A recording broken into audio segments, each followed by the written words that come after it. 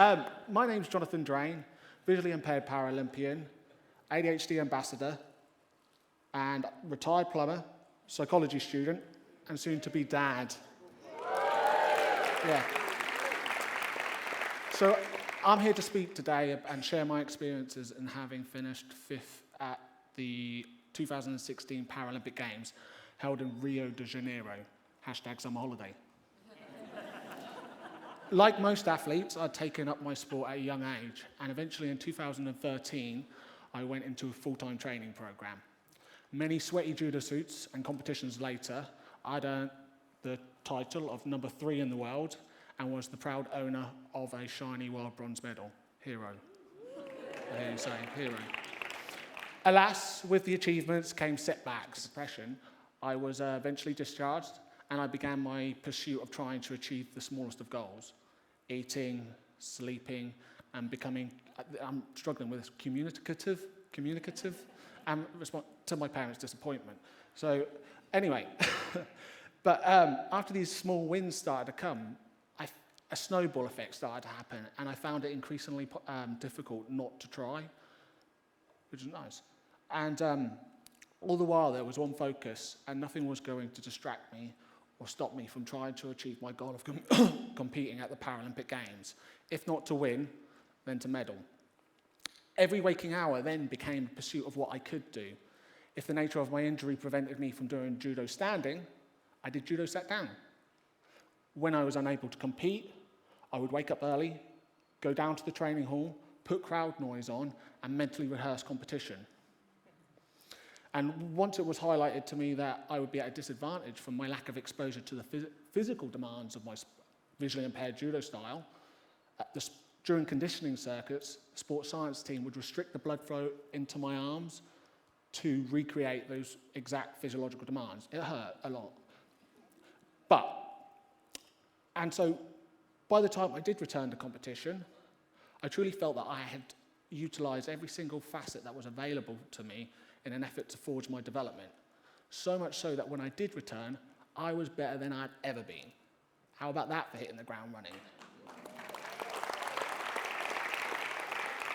Not only had I improved my strength and fitness, I also increased my knowledge of judo strategy and tactics.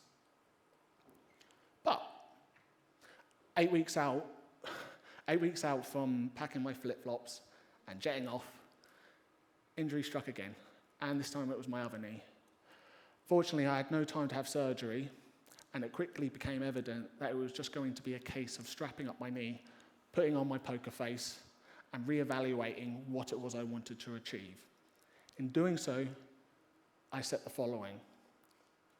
A bad day was going to be one where I thought about the outcome. A good day was going to be one where I thought about the process.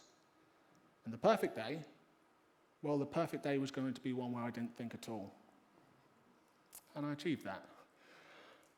And it led me to think, since then, about how it is often the case that we believe or perceive our efforts to try it as a fixed contract with certainty, or at least the romanticized version of ourselves believe this. In reality, no matter what our probability, there always remains the possibility that a number of outcomes can occur. And at this point, I'm very aware that this probably could be seen as an excuse for not having medal, and it probably is. And to my annoyance, had I have won a medal, my application to speak this year would have been accepted a lot quicker. And I'd be delivering a title talk, Jonathan Drane's 7-Step Guide to Excellence, saturated in error of attribution. But nevertheless, here I am trying to endorse trying.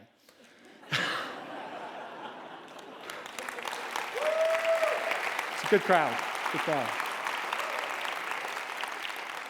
So at this point, I see no better example than to bring forward the example of Joe Frazier. Joe Frazier was an Olympic gold medalist, and for 3 years was undisputed heavyweight boxing champion of the world. Yet Joe Frazier is probably best known for his 1975 loss to Muhammad Ali. Still today, this fight is regarded by many to be one of the greatest battles of all time. However, Looking back over his career and his rivalry with Ali, Fraser said, Ali always said that I would be nothing without him. But who would he have been without me? Fraser uttered something very powerful at that point, and a perspective that is commonly overlooked by many of us, and that being having been a working part in something much bigger, human progress. Whether our contribution is 9,000 ways something shouldn't be done, by simply turning up, we not only give our own luck a greater chance, but we also force others to step up. Progress is undeniably a collaborative act between all those who have decided to turn up and try. And for this reason, I'm so proud of the fact that despite the setbacks, that I was able to put myself forward as a metric for other people to surpass. In my experience, be it subjective or whatever, I kind of think, or I kind of feel that our current definition of success fails a lot of us. And as an alternative, I suggest, or no, as individuals, I suggest that we take time to nurture our own definition, one more human and compassionate, and one that values guts and not just glory. In doing so, we not only increase the chance of us creating more Joe Frasers, but with a little luck, more Muhammad Alis.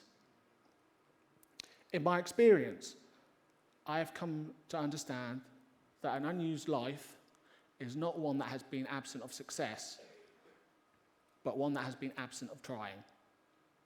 Dream big.